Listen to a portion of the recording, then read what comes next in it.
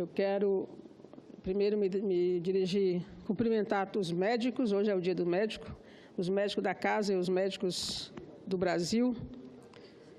Quero dizer que é uma categoria a quem a gente entrega o corpo e a alma mais a Deus, né? Mas, com certeza, a gente deposita uma confiança muito grande e a gente espera que eles continuem merecedores dessa confiança, né? Porque a gente se entrega para eles cuidarem da gente. Dizer que é uma categoria que reconheço a luta, né?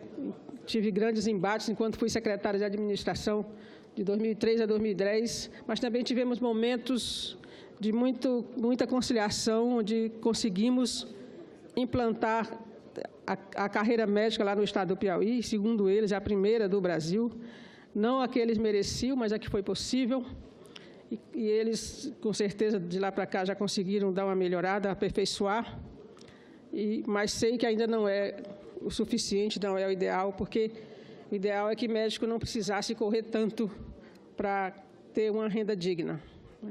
Também cumprimentar os professores, que foi domingo, o dia do professor. Eu os saudei pela rede social em nome de Paulo Freire e da sua educação libertadora. Paulo Freire, que vem sofrendo ataques muito grandes na rede social, inclusive tem uma sugestão de tirar o nome de Paulo Freire como patrono da educação brasileira, o que é lamentável. Dizer para essas pessoas que estão pensando assim, que elas lessem a pedagogia do oprimido e a pedagogia da esperança, quem sabe não muda de ideia. Mas eu queria me reportar a duas coisas. Primeiro, a questão do trabalho escravo, né? Apesar de muita gente já ter falado, mas eu acho uma lástima essa portaria que saiu, porque o Brasil é signatário de tudo que é convenção que moderniza as relações de trabalho. Há pouco a OIT esteve aqui, fez uma maratona no Brasil, fizemos sessão especial com a OIT, exatamente na luta contra o trabalho escravo. E aí o Brasil vem na contramão disso, assina tudo que vem pela frente, para dizer que é moderno, mas na contramão aprovou o teto de gasto, reforma trabalhista, retrocedendo ao começo do século XX. E agora essa portaria revoga a Lei Áurea. E ela veio anunciada ela foi anunciada, ela foi dizendo que ela vinha, porque primeiro faltou dinheiro para fiscalizar trabalho escravo e trabalho infantil. Eu recebi vários fiscais do trabalho apavorados que não estavam conseguindo fiscalizar porque não tinha dinheiro nem para botar combustível nos carros. Depois veio a demissão do responsável pela fiscalização lá no Ministério do Trabalho. E agora chegou a portaria, que é a escravidão autorizada. É chocante o que está escrito lá, mas eu vou tocar só num tema. Só é trabalho escravo se tiver segurança armada, vigiando os trabalhadores. Quer dizer que se tiver um feitor com um chicote na mão, pode. Não é trabalho escravo. Isso é um absurdo tão grande que a gente apela ao presidente que revogue essa portaria, até porque ela vai também de encontro à lei, né?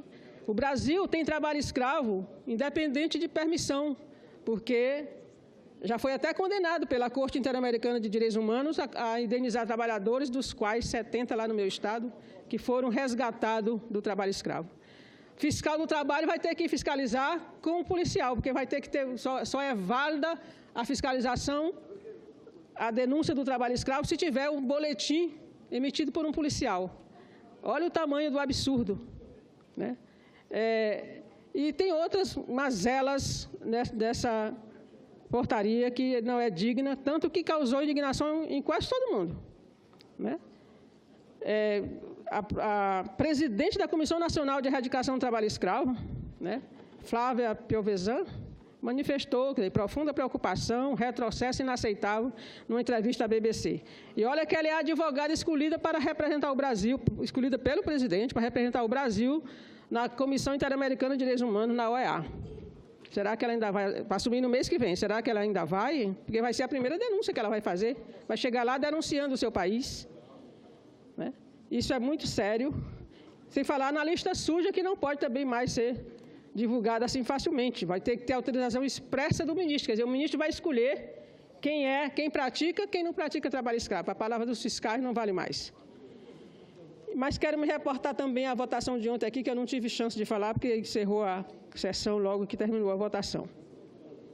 eu acho que o que aconteceu aqui ontem, um equívoco desta casa, porque não se tá, os discursos todos era como se estivesse caçando o mandato do senador Aécio, e ninguém estava caçando o mandato do senador Aécio.